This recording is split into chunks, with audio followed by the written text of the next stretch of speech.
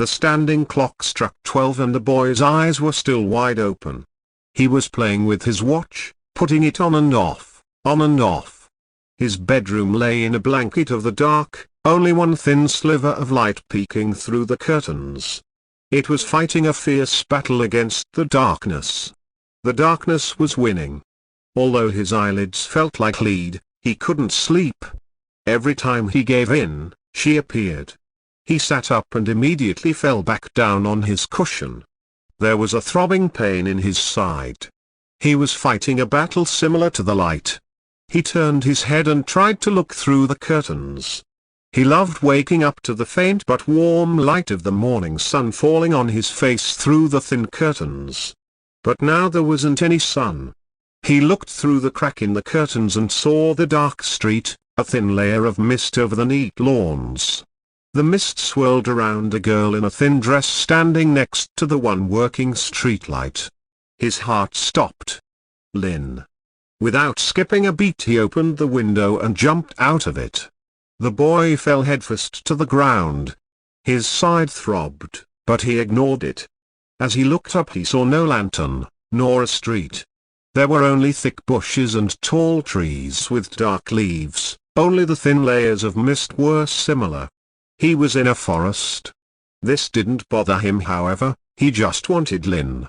He ran after the dark figure in the thin dress. She was surprisingly fast. Faster than he remembered. He followed her giggles and calls and became more desperate with every step he took. The pain in his side was unbeatable and the leaves on the ground were trying to swallow his feet. Lynn. Lynn, please, don't go. But she didn't listen, or couldn't hear him. She just kept running, her giggles now becoming fainter and her footsteps less clear. He followed her deeper into the forest, where the leaves were darker and the plants more poisonous. He couldn't give up. She wasn't gone. Although her voice became more of a whisper in the back of his mind, he could still hear her. But this wasn't her. This wasn't the girl that always wore a thin dress, even in winter, or the girl that giggled like she always knew something you didn't. He reached an open ground and stumbled. He broke down on the ground. She was gone. The boy felt a burning inside his chest. And then a grumble came. Massive footsteps sounded at the tree line. Then, without warning, a massive scream came. He didn't know if it came from him or from the thing that made the footsteps, but what he did know is that it wasn't all right. He jumped up and saw a massive monster. Its biceps looked like they were about to pop, it had huge paws with razor-sharp claws. Its face had only one emotion, rage. Its black eyes took him in for a moment and then it opened its mouth to show the 7 rows of teeth, like 1,000 little soldiers in the beast's mouth. They were both screaming in rage and without any rhyme or reason, he charged at it. He didn't stand any chance, but that didn't matter to him. He was just mad. When the boy reached the beast he tried to tackle it like a linebacker. It didn't budge, but it also didn't react. It just kept roaring, not aware of its surroundings.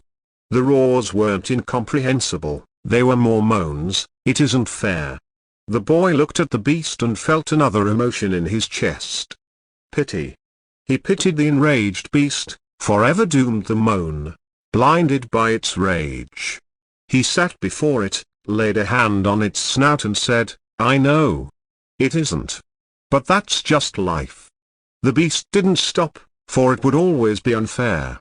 The boy did stop, however. He stood up and felt the rage go down.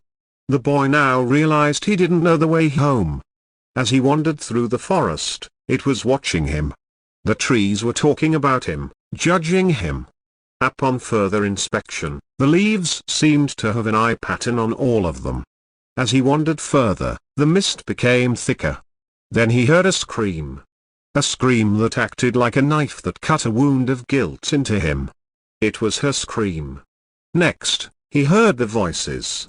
They were asking him questions he didn't know the answer to, accusing him in a passive-aggressive tone. "Where were you? Why didn't you go with her? Weren't you her chaperone? Thereupon their passive tone became aggressive and they started yelling at him. You were responsible. You should have protected her. It should have been you. The feeling of guilt pressed on his shoulders. He agreed with them. He was responsible. He should have protected her. It should have been him. The mist started poking him. It went from poking to a stabbing. Then they were trying to kill him. And he just let it happen. He deserved this. He didn't cry of pain, he didn't witch. He just wanted it all to end. His vision became fussy, but then he heard her. Please. Stay alive for me. He didn't know why, but that was enough. The rage in his chest came back. He screamed at the mist, I know. I know I should have protected her. But it doesn't matter now. She's gone. And I can't do anything about it. She was gone. He would never hear her giggle again. He would never hear her cry again. He would never see her in her thin dress again. He wandered through the woods again, but this time with less of a purpose. He just wandered. The trees weren't judging him anymore, or they were, but he just didn't notice. When he saw a light, it was warm and welcoming. He wanted to go toward it. He wanted to feel it. He strolled toward it. He felt the numbness before he saw it. Like the rage monster and the mists, it was another monster, but this one didn't look like it could fight. Its spindly arms and legs and scrawny appearance weren't exactly intimidating. But it was the strongest of them all.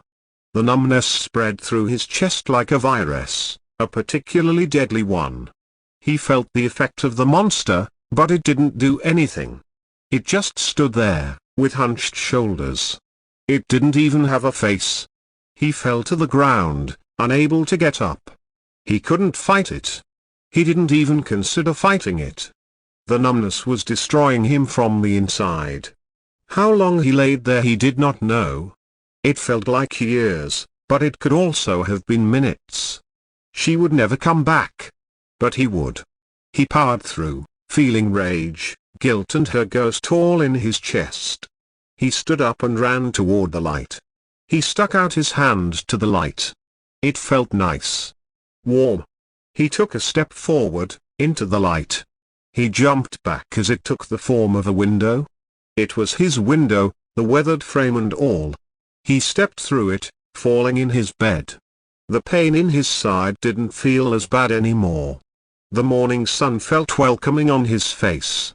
He lay down and whispered, "Goodbye,